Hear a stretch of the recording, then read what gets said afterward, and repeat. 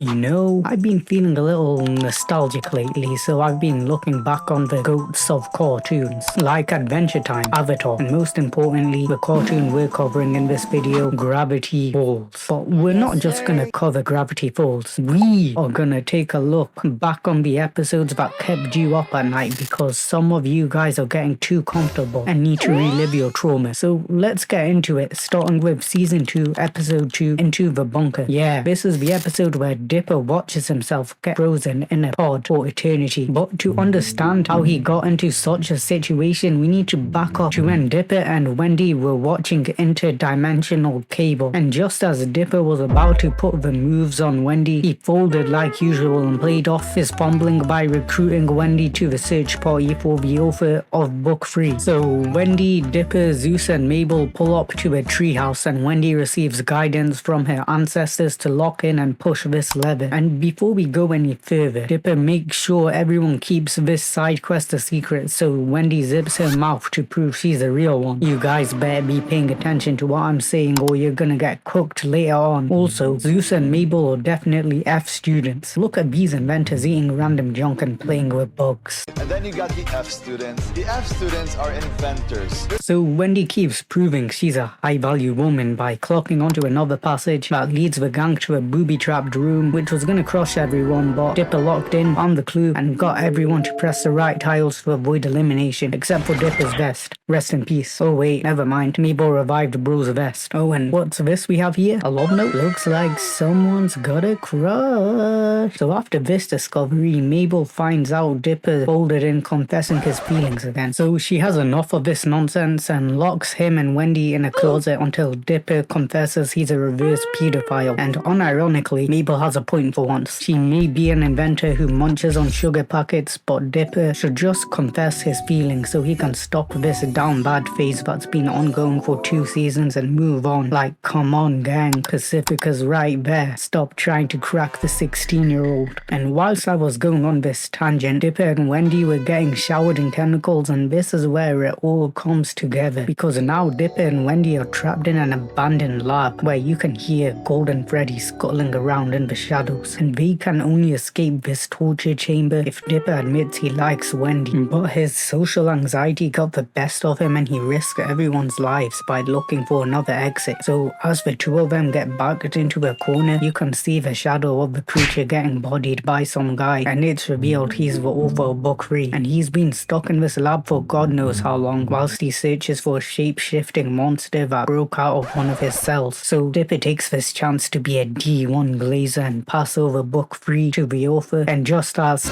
I swear I just saw the author's pupils turn into lines. Must have been the wind. So as the author was rereading his book, Wendy stumbles upon a can of beans which has the creator's face on it, which can only mean one thing. This crackhead is actually the shapeshifter. Because I knew it was fake. I knew it. I knew it. Whilst all this was happening, the F students clocked that Dipper wasn't joking in the closet and that he was genuinely tweaking after finding a note next to my PC that said, "Beware the shapeshifter." So they rushed into the lab, being guided by Mabel's light up sweater, which is a complete fire hazard. But the shapeshifter clocked onto the fact that they knew that he knew they knew, so he twists his neck, turns into Gabagoo, and starts shifting into various creatures from Book 3 like those goddamn gnomes. And Wendy, being the goat that she is, uses a dustbin lid to hit the frog shifter so Dipper could snatch the book back and they skedaddled. And also, those two bumped into Mabel and Zeus after baiting the shapeshifter to go through a different hole by throwing a torch in there. So at this point, the gang really needed to cook up a plan here because they are facing off against the equivalent of Prime Ben 10 right now. So the twins use themselves as bait, and as a twin myself, this is very degrading to witness. And to make things really nightmare fuel, the shapeshifter starts morphing into a giant spider whose top half of the body is Dipper and the lower half is Mabel, and then proceeds to walk them down. How's he coming up with these ideas? What a freak. So now that the gangs load the freak shifter into the alleyway, they plan to drown it in water, but they are struggling to pull the lever. So someone needs to fend off the shapeshifter for a while. Luckily for everyone else, Wendy's been playing God of War, so she starts moving like Prime Kratos and almost solos the monster with an axe. But some unfortunate timing happened and the water flooded Wendy into a spike like that one time with Ang. And then Dipper finds Wendy passed out on the floor and starts sobbing out loud as he admits he loves her. But then the real Wendy pulls up behind Dipper and she is flabbergasted, and if you thought this episode couldn't get any more traumatic, the two Wendys brawling on the ground to the death say otherwise. So now Dipper has to make a decision on which Wendy to behead, and so do you guys, because it's quiz time. If one Wendy winks at you and the other zips her mouth, who are you asking? If you chose the zipped mouth Wendy, then congratulations. I'll stop staring at you within your walls as you sleep. Now that Dipper asks for fake Wendy, they rugby tackle the monster into the hyperbolic time chamber, and the F students clutched up with a generational assist by freezing up the time chamber using my PC. So before the shapeshifter got locked up again, he made sure to ruin everyone's day even more by threatening Dipper of the path to destruction he was going towards if he kept unlocking the secrets of book 3, and then transforms into a screaming Dipper whilst getting locked off to give Dipper a visual example of how cooked he is. But damn bro, imagine watching yourself get frozen to death. But hey, at least Dipper got closure with the whole Wendy thing. I did find it funny how Wendy always knew because she could hear bro whispering weird shit under his breath, and even though bro is permanently friend-zoned as he should be, at least Wendy dropped a W reference about throwing herself into the bottomless pit if Dipper stopped hanging out with her. Okay, let's cover season 2 episode 10, Northwest Mansion Mystery. This episode is about a haunted mansion and generational curses, so you know it's gonna be a good one. At the moment, the Northwest family are getting ready to host their annual party that's gatekept from the commoners, and Pacifica tries out a dress that she likes, but it's the wrong shade of green. So her parents use this nasty negative reinforcement technique that she's become accustomed to, which they probably stole from the movie Get Out, and ring a bell in front of Pacifica so she doesn't rebel. This is important stuff, so keep paying attention, my gangler-doons. So now everything starts floating because this family is cursed, and at this point it's anyone's guess why the Northwest would have a generational curse placed on them, considering how many people this family tree has slimed out. But if you keep watching this video, we'll solve that mystery together. So the Northwest hired Dipper to fix this problem because his street cred's at an all-time high right now, and Dipper was just trying to watch some ghost harassers, but Mabel, Candy and Grenda had to intervene after some huge news for the unemployed just dropped. Breaking news! Rich people that have nothing to do with you are hosting a party. And Dipper was tired of everyone glazing these clowns, so he had to remind them that the Northwest are scum, and he'd say it to their face. Ooh, I wonder who that is. Oh, it's just Pacifica. You're the worst.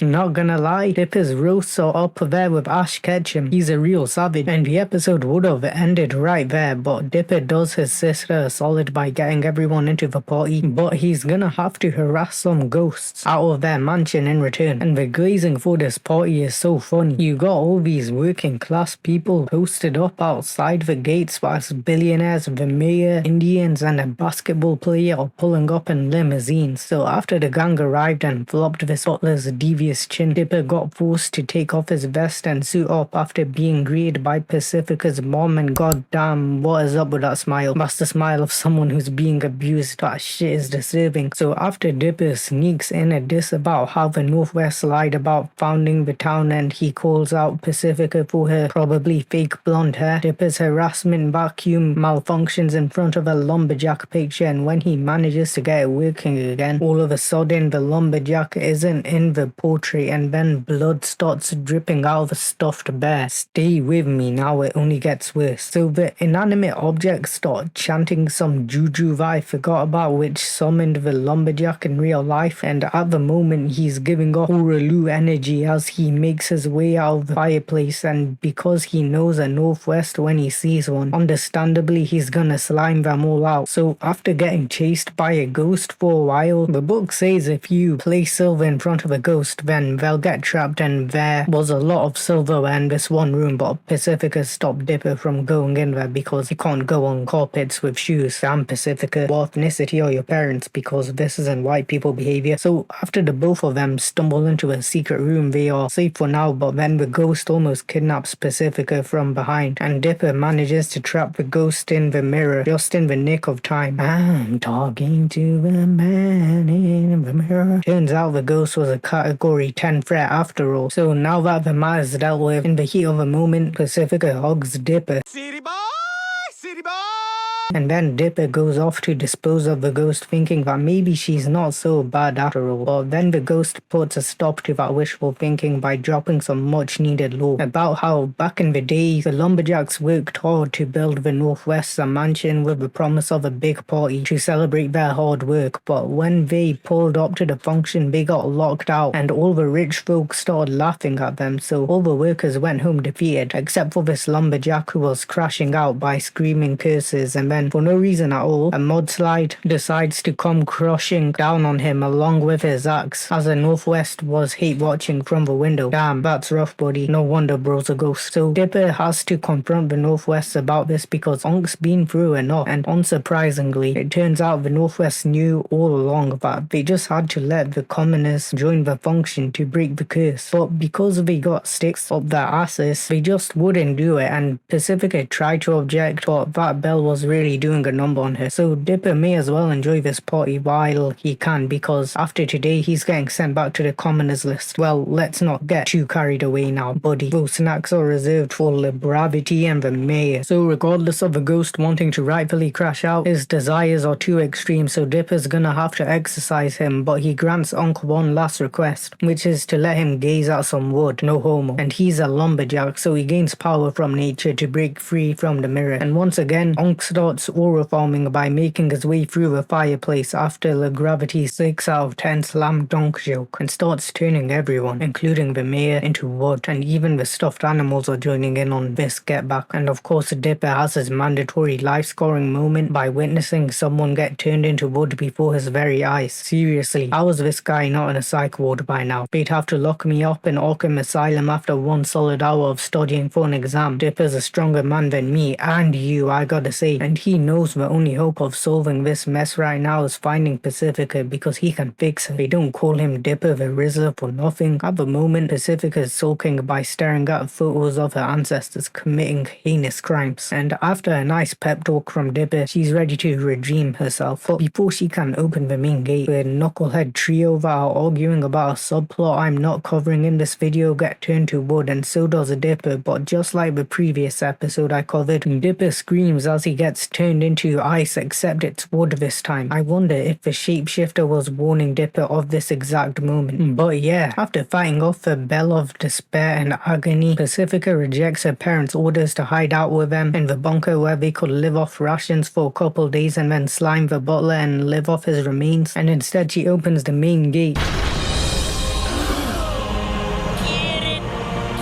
Breaking this generational curse was so heartwarming for us commoners that even the lumberjack's heart turned from a hard oak to something softer like birch or something like that, and everyone's enjoying themselves now. Dipper and Pacifica are ruining her parents' carpet, and she's so cooked after this episode's over. But then old man McGucket pulls Dipper to the side and explains he hacked open the laptop Zeus found in the previous episode I covered and tells him the apocalypse is near. Dipper shrugs it off for now because he's been dealing with ghosts who's obsessed with wood all day. But then McGucket opens up the laptop to reveal there are only 21 hours remaining, and the focus then pans to a post of Bill Cipher. I should really cover an episode on him because he's by far the creepiest thing to touch Gravity Falls. Even the FBI agents are preparing themselves to deal with Bill's nightmare fuel or something like that. Why do we always have to fight at parties?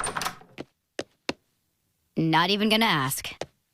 Yeah, I'd close the door on them as well. So the next episode we're going to cover is Season 2, Episode 1, Scary Okie, because zombies are scarier than ghosts. And if you disagree, then you're not invited to my birthday party. But in all seriousness, this episode is pretty graphic, so it's worth covering. The episode begins with Gruncle Stan working on reviving his twin in his goon cave behind the vending machine, and the FBI are on Stan's ass because they're picking up abnormal activity yet again in this dodgy town. But who cares is because the Mystery Shack's reopening after the gang successfully slimed out Gideon in a previous episode. Bro is not lasting more than a week in jail, and Stan decides to be a good unc by passing back book 3 to Dipper after he photocopied everything. So as long as Waddles doesn't snitch, then Stan's in the clear, and the Pines family can enjoy their after party in peace. So Mabel can peer pressure the old man, me, and her twin into doing karaoke. And in the words of Wendy, you've got nothing better to do, especially you, fat pizza guy. So come on down because this party is gonna get freakier than Diddy's. And I wish I was joking. Or don't join in because maybe it's time to lock in like the goat Dipper, who realized summer's almost over and he's still not any closer to figuring out the mystery of book 3. I really need to take notes from Dipper because my sense of urgency at the moment is lacking. Like a month since I last uploaded. But to be honest, Dipper's urgency is probably a bit much considering how he almost ratted out the Mystery Shack's secrets to the feds. This all happened after Stan threatened to slime his own kind, the elderly, if they didn't get out of the shack, by the way, because he saw the feds pulling up in his drive, and Stan's familiar with their game, so he gets everyone to skedaddle before they groomed his grandson. That was a close call for sure. I didn't like the way that sidekick kept repeating everything. It kept making me chuckle, and they even managed to steal a couple bobbleheads before getting kicked out and also sliding over business forward to Dipper, which Stan thankfully confiscated. So now Dipper's in quite a dilemma. Should he raise the roof or raise the dead? Well, it wouldn't be a Gravity Falls episode without conflict, so Dipper listens to Wendy and sneaks into Gruncle Stan's bedroom to steal back the business card. But he does get busted by Unc because Wendy got distracted by a picture of her needy friend's humiliation ritual. Bro. So whilst Dipper is doing all this try-harding, Mabel's dancing with her friends by using another fire hazard sweater, but it's got a boombox on it this time, and everyone's pulling up to the party like that lazy-eyed grandma who's probably clapped Stan's cheeks, the cool police, and this jacked PE teacher that Mabel rightfully backbites. So overall, Mabel's living it up, but not for long, because after Dipper manages to grab the feds' attention, they think the book's straight up nonsense, which is fair, but after Dipper summons zombies using a chant, subscribe to your Kaizen or your parents don't love you, subscribe to your Kaizen or you're getting drafted into the 100v1 against King Kong, everyone's day is officially ruined because zombies chase everyone out from the Mystery Shack. Zeus's movie knowledge doesn't save him and he gets infected, which turns him into the funniest zombie ever. Can I eat your brains? Yay or nay? Seeing some yay faces over here. I mean, it's either these guys or zombies or it's just a really ugly flash mob. But yeah, the way Zeus just talks normally whilst threatening to eat everyone's brains is too hilarious. But this doesn't change the fact that the twins are in a horrible predicament because their golf cart just got destroyed. So as a last-ditch effort, Dipper throws a boogie bomb into a zombie, and apart from making the visuals more cooler than they already are, this didn't slow down the zombies at all because this isn't Fortnite. But smashing zombies with a suitcase seems to work at least. So now that the twins are safe in the Mystery Shack, Zombie Zeus teaches the zombies how to short circuit a fuse to break into the building. And after Dipper breaks down from realizing he ruined everyone's day for no reason, Gruncle Stan clutches up and solos an army of zombies. What a chat. The way he's punching off the literal zombie heads with knuckle dusters is so tough. So now that everyone's behinds are safe, Stan has a heart-to-heart with the kids and reveals he's always knew about the weird stuff going on in Gravity Falls. He was just feigning ignorance to protect them, especially because Stan sees Dipper in himself, so he knows that curiosity is gonna get him in trouble. Like right now, the zombies are closing in on the gang and Dipper's rinsed book 3 to the point where he knows there's no cure for stopping this apocalypse, but plot armor said otherwise, because a conveniently misplaced UV light reveals more secrets within book 3, like a path out of this scenario. So if the trio can create a three-part harmony, they'll be able to disintegrate the zombies. Basically, everyone needs to go full Disney mode and karaoke together. And I'd sing Taking Over Midnight, but there's people listening in through these paper-thin walls, and I don't want to die from cringe. But the method works. All the zombies who mindlessly flocked around the JBL speaker got their brains splattered all over, except for Zeus, because he saw an unattended couch that needed sitting on. Bro was so unserious. So after Mabel uses a bazooka Pacifica to finish the zombies off. Dipper and Stan have a gentleman's agreement where Dipper will only use book 3 for self-defense, and Stan will stop withholding secrets, which they both break instantly. But I'm glad I covered this episode. It's not talked about enough. And zombie Zeus was goated. Bro was willingly letting Dipper cure him after folding on the zero pressure. Come on, Zeus. Let's fix you up. Brains. Brains. Cut it out! Sorry, dude. And shout out to the FBI. They almost got humbled by this ugly guy that I forgot the name of, so I definitely wouldn't invite those two to the Gorilla vs 100 Men function for sure. Okay, we'll cover one more episode. Season 2, Episode 7, Society of the Blind Eye. And I'd say we've saved the most disturbing episode for last, because at first, it just seems like an episode focused on finding the author of Book 3 like the rest. But as the twins delve deeper into a conspiracy revolved around Old Man McGucket being the potential author of Book 3, they get themselves involved in a cult that has the Town of Gravity Falls wrapped around their finger, because this cult has access to a device that erases memories. And before I carry on yapping, let's just back up to the beginning of the episode. After lazy Susan closes up shop for the day, she catches some gnomes trying to steal her pie, and as a normal person would react in this situation, she runs off to a telephone to report this to the cops. But before she can do that, the Society of the Blind Eye intervene and kidnap her instead. Back in the day, I pulled an all-nighter studying for a test and then went to work without any sleep, and it really got to the point where I started seeing gnomes as I was sweeping away. I really needed to share that. Anyways, as the Dipper is thinking, Mabel got a letter from one of her many ex-boyfriends, the Merman, and it turns out he's having an arranged marriage with a seal to stop a war. Free bro, for real, he looks so sad. But after taking a closer look at the broken laptop using the glass bottle, you can see it was created by McGucket Labs. So after Wendy's done crashing out over KSI's hit song The Thick of It being stuck in her head, I'm in the thick of it, everybody knows. They know me on this nose, I skied in and it froze.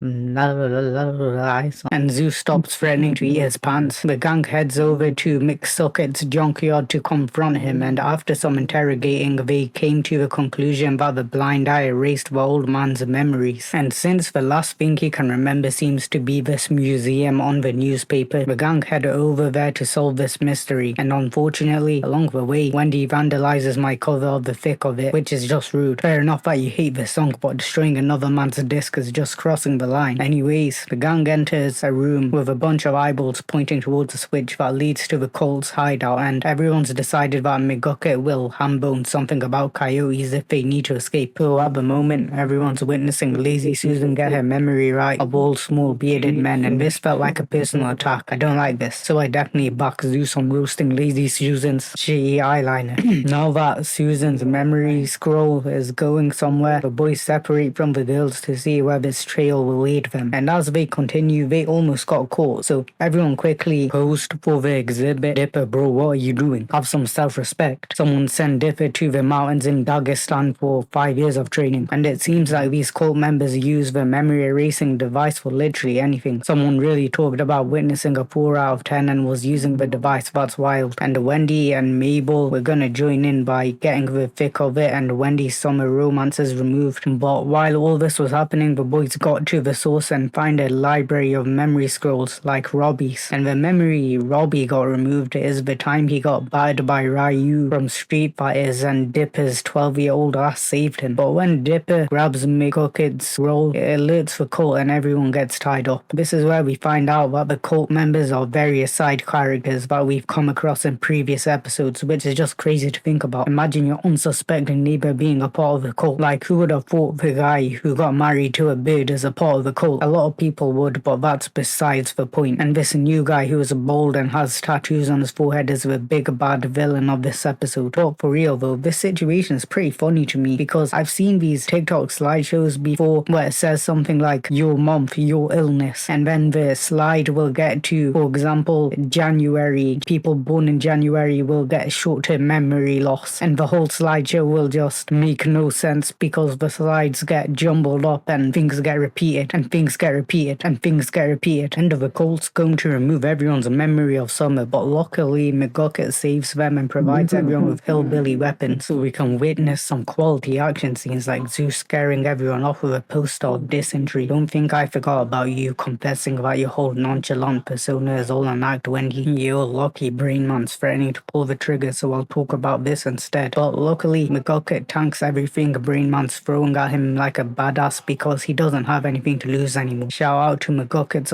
usage of old man slang that needs to be studied. So now that the Society of the Blind Eye are all tied up, everyone starts vandalizing Brain Man's head and removes everyone's memories of this cult. So they all left thinking they were just visiting a mining museum. Poor guy thinks he's a gypsy now, but at least we get to see what happened to old man McGucket. So he was an assistant to the author of the books, and naturally he saw some messed up things because of this, so he created a memory erasing machine to forget these events, and went on to become the founder of the Society of the Blind Eye to help people forget when they saw supernatural things as well. But the memory erasing McGucket was doing went from understandable to obsessive as the video went on, and watching a genius like him slowly destroy himself into a freak show outcast was just depressing. But now that he's remembered this, his memories are slowly returning so he can help Dipper, and he's found a place where he belongs. And this was a fun video to make, so make sure it does well by giving the video a like, subscribe, and comment other videos I should cover, because I'll make another Gravity Falls video if this one does numbers, because in the Mystery Shack we all fam.